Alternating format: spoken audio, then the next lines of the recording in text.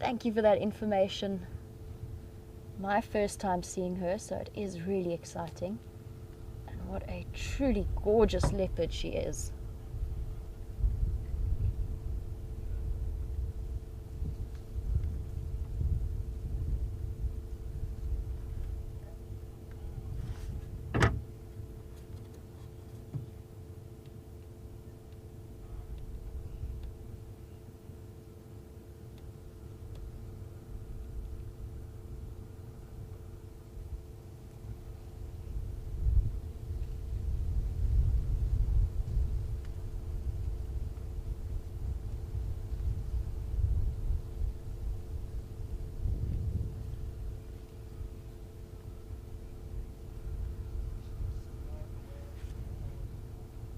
I have just noticed that she has got an injury there. She's got quite a deep cut on her back right leg, and there's also a cut on her neck. And they don't seem to be hampering her too seriously. She's not limping in any way that I've noticed, so she's still moving smoothly. I'm actually going to just wait for a second, because she does appear to be very intently focused on something, and I don't want to disturb her too much. But those injuries don't look too serious. There's a couple of ways that she might have got them. One of the most likely causes was when she was hunting, so she might have killed something that fought back quite strongly, or potentially by another leopard, although I think it would be unlikely. I think it's more likely that it was an injury gained during hunting. If she was injured by another leopard, it would probably be...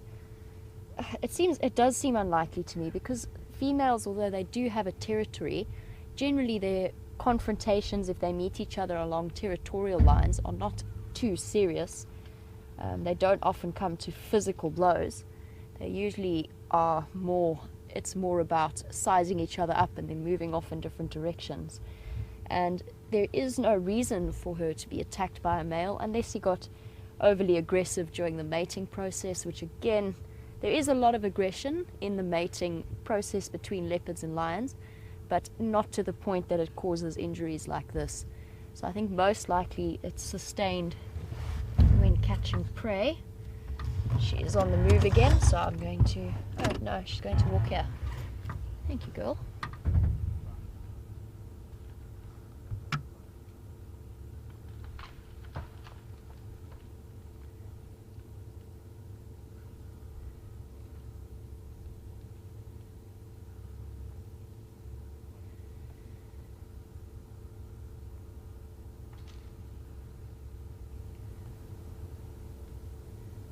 So fear not, animals are very resilient, and these, although they look horrible, I think that these are fairly superficial injuries.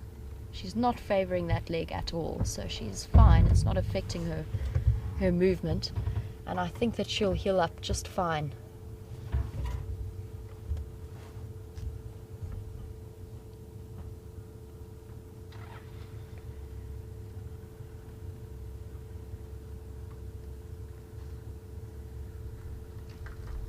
I'm so excited.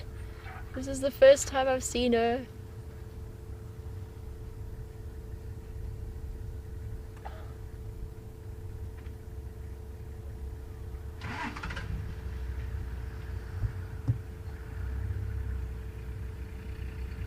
So guys, just to keep you in the loop, there are other vehicles here, and we have had a very, very good visual of her. She was obliging enough to come right past us, and the guides who found her were actually kind enough to let me go ahead of them in terms of staying with her.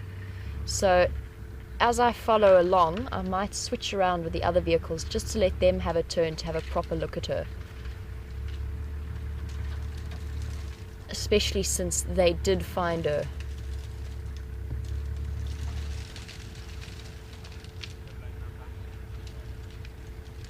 Definitely toing and froing.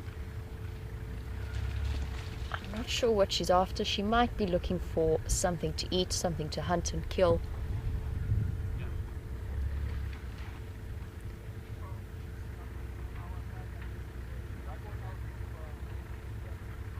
She's just a deciding where she wants to go.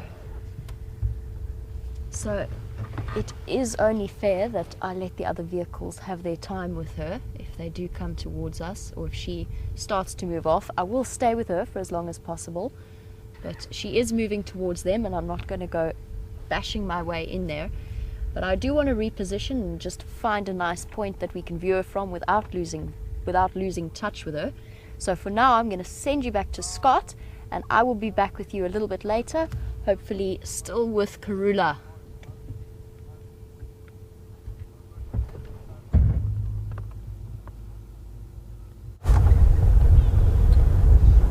Welcome back, everyone, and I've missed you. We've been in some low-lying areas with no signal, but so happy to hear that you got to see Karula.